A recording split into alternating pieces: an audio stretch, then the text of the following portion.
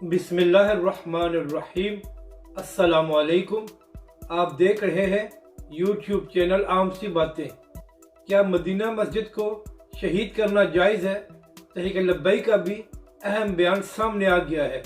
इस वीडियो में हम इसी के मुतालिक बात करेंगे, मगर इससे पहले अगर आपने अभी तक हमारे इस चैनल को सब्सक्राइब नहीं किया तो सब्सक्राइब कर लें ताकि आप मज़ीद वीडियोज़ को भी देख सकें। जब से सुप्रीम कोर्ट ने हुक्म दिया है कि तारक रोड पर मौजूद मदीना मस्जिद को शहीद किया जाए, तो उस वक्त से मजहबी जमातों और उलमाए कराम की तरफ से शदीद रद्द-ए-अमल सामने आ रहा है और इसके अलावा अहले इलाका भी इस फैसले की शदीद मजम्मत कर रहे हैं।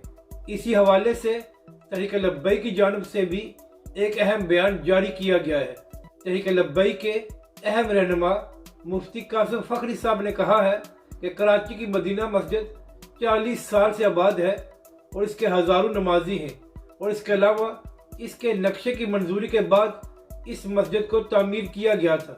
इसके बावजूद इसको शहीद करने का हुक्म देना समझ से बालातर है और हम इस फैसले की शदीद मजम्मत करते हैं। अपनी राय का ज़रूर इजहार करें कि आपको ये वीडियो कैसी लगी और हमारे इस चैनल को भी सब्सक्राइब करें।